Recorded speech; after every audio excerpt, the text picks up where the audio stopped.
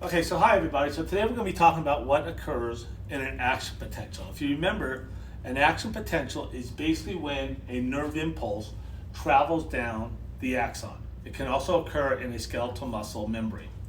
So if we look, as we know, this is my cell body here, also known as the soma. And we had mentioned before on a graph, in the video with the graph, that when basically the axon hillock gets to about -55, what's going to happen is we've reached the threshold and now my action potential is going to take place. So if we look real fast, we were at -70 millivolts. Okay, and then I'm just going to draw a little graph right here. And we get up to -55 millivolts. All right, there's enough stimuli to have this come up to -55. So what happens at -55? When we get to the -55 millivolts, this is a sodium gate right here. The red are sodium gates. The purple are potassium gates. By the way, although those ones at the end are smaller, these are all the same size. You'll see why I just drew them smaller a little bit.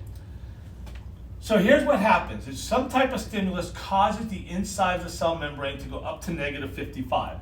When it does, my sodium gates open. My sodium gates are going to open here.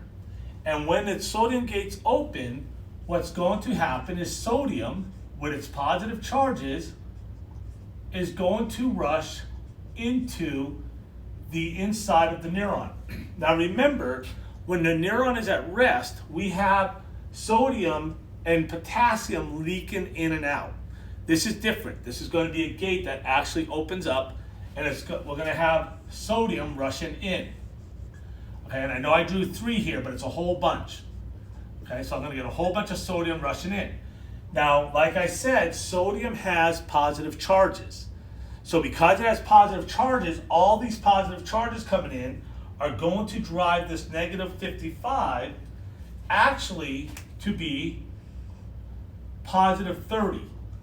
So I get so many sodium coming in that this goes up to +30. And we're going to draw this graph again. So here I got up to my threshold. Now I got up to +30. Here's what's going to happen at +30. At +30, these gates will now close and no more sodium can come in. So we get to +30, the gates close, and basically no more sodium can come in this area. However, what also happens at +30 is my potassium gates open. Okay, because it's become so positive inside that potassium doesn't want to be inside. So here's my potassium gates now. And they've opened, that I am going to get potassium rushing out of the cell. Okay, and again, this isn't leaking like we saw at rest. This is actually it rushing to get out. So if you remember, my potassium has positive charges. I had all these positive charged sodiums coming in to cause the inside of my neuron to become positively charged. Now I have all these positively charged potassiums going out, which is going to cause the inside to become negatively charged. It's going to start going back down. Okay, so it's going to start going back down. Now here's the thing that happens. It doesn't just come back down to -70. It actually goes past that a little bit, and this is called hyperpolarization. Okay, so I'm going to write that right there. This is hyperpolarization. And I actually went through a whole video on this. This is depolarization, and then this is repolarization. So this rushes out, right?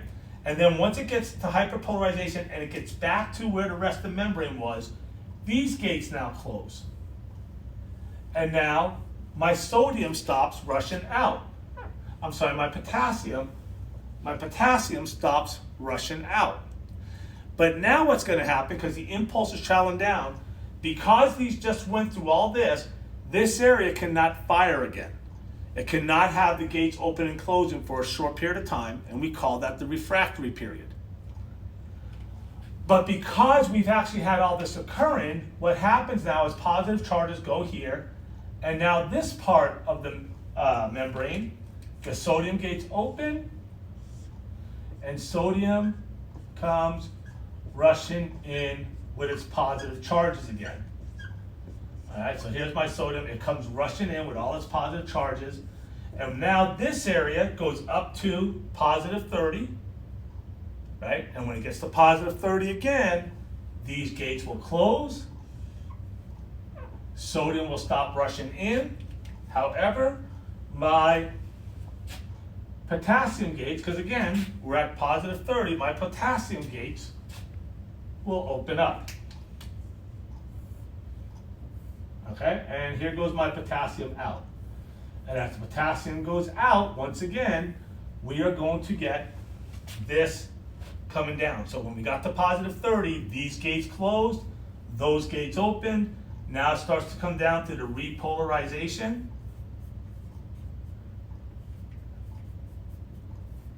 Right? And I might as well put depolarization right here. Okay, so this is depolarization. As we move more positive, that's depolarization. As we move more negative, that's repolarization. Okay, now what's going to happen again? We're going to go through hyperpolarization, and then these gates are going to close. Right? They basically come this way and they close again. And now I don't have my potassium going out. So then what's going to happen is that it's going to happen in this area. So these will open up as we go all the way up to plus 30. Sodium will come rushing in again. And then what's going to happen is when we get to the plus 30, this gate will close. This potassium gate opens. Potassium rushes out, bringing it back down here. And it just continues doing this all the way down. So then once all that's done, it does it here. This opens. Sodium rushes in. Potassium rushes out. And that's the way an action potential works.